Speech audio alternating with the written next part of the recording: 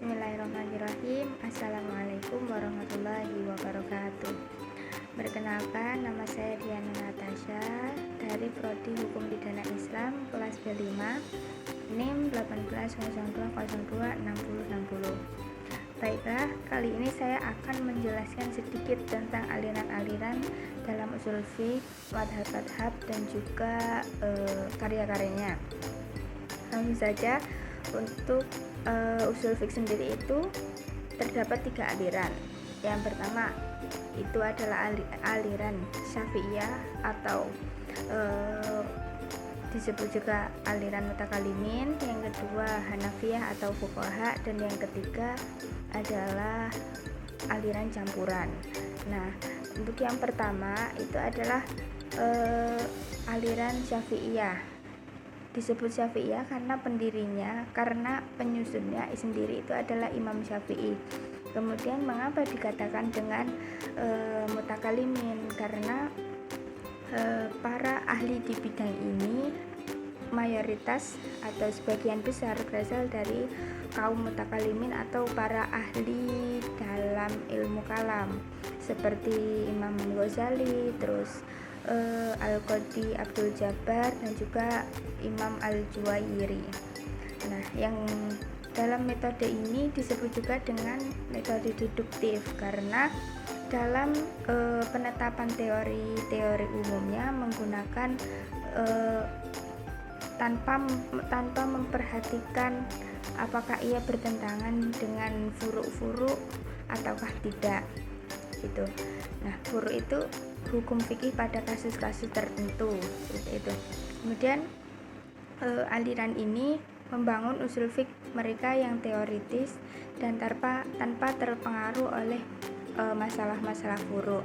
Nah, ciri-ciri umum yang terdapat dalam aliran ini seperti ia bersifat teoritis, kemudian filosofis, kemudian disajikan secara rasional tanpa contoh-contoh, dan murni mengacu kepada mazhab fikih tertentu yang sudah ada, seperti itu. Yang kedua adalah aliran Hanafiyah atau fuqaha. Dinamakan Hanafiyah karena dalam aliran ini penganutnya adalah sebagian besar dari penganut mazhab Hanafi. Kemudian dinamakan fuqaha karena dalam membangun teori ini dipengaruhi oleh masalah furu' dalam mazhab mereka gitu. Terus kemudian dalam aliran ini mereka tidak menetapkan kaidah kecuali setelah menganalisis hukum furu' yang sudah ada. Jadi dalam aliran ini mereka berupaya agar kaidah yang mereka buat itu ada selalu berhubungan dengan hukum furu' yang ada, sehingga tidak ada masalah yang tidak ada satu kaidah pun yang tidak bisa diterapkan, karena mereka selalu bergantung pada hukum furu' yang ada. Kemudian yang ketiga adalah aliran campuran, yaitu memadukan antara aliran yang pertama dan aliran yang kedua tadi. Selanjutnya kita akan bahas tentang madhab-madhab. Yang pertama adalah madhab Hanafi. Madhab Hanafi itu didirikan oleh Nu'man bin Sabit atau yang lebih dikenal dengan nama Abu Hanifah. Kemudian madhab karyanya yang terkenal itu adalah Al-Fiqhu Al-Akbar.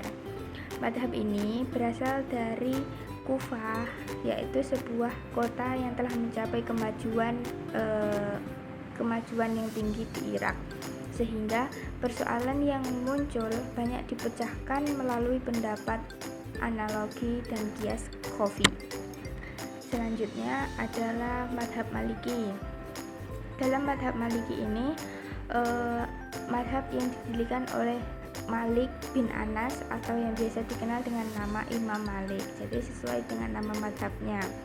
Nah, Imam Malik itu sepanjang hidupnya tidak pernah meninggalkan Madinah kecuali untuk keperluan ibadah haji saja, yaitu pergi ke Mekah.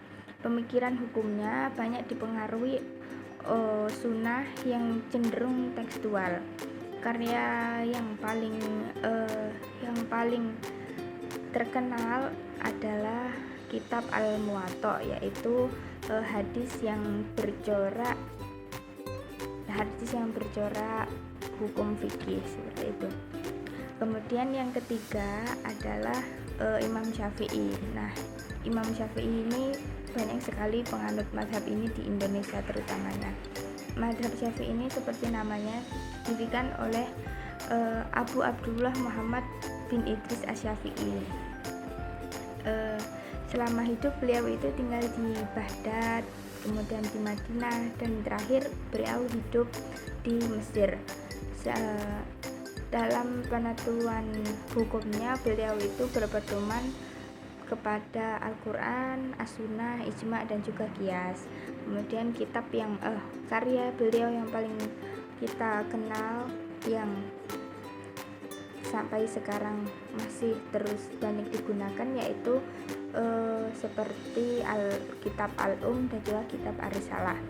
Nah, untuk pengikutnya sendiri Imam Ghazali itu seperti untuk pengikutnya Imam Syafi'i itu seperti Imam Al-Ghazali, Ibnu Katsir, Ibnu Majah, An-Nawawi, dan Said Nursi. Itu adalah beberapa yang terkenal meriwayatkan hadis seperti itu. Kemudian yang ketiga adalah mazhab Hambali.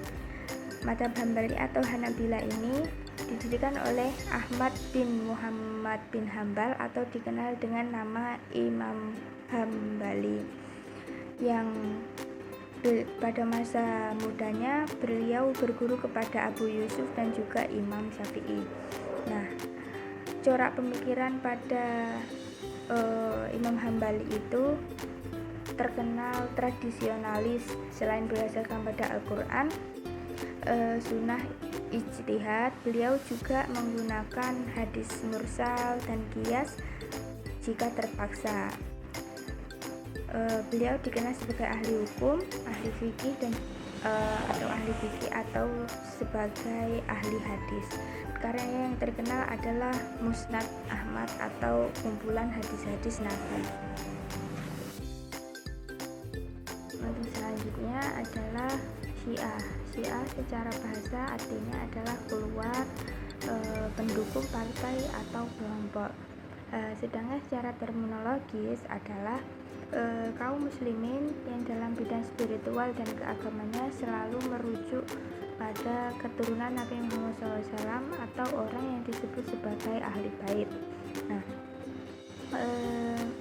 Syiah dalam petunjuk agama bersumber pada ahli bait dan menolak petunjuk-petunjuk lain yang berasal dari para sahabat yang bukan berasal dari ahli bait atau para pengikutnya. Nah, Syiah itu muncul ketika berlangsung peperangan antara Muawiyah dan juga antara Ali dan Muawiyah. Selanjutnya adalah Khawarij. Khawarij merupakan asal kata dari kharaja yang berarti keluar, muncul, timbul, dan juga memberontak. Khawarij ini adalah lawan dari Syiah, yang jika Syiah itu adalah menerima Ali, maka di sini Khawarij itu tidak meyakini Ali sebagai khalifah atau panutan mereka.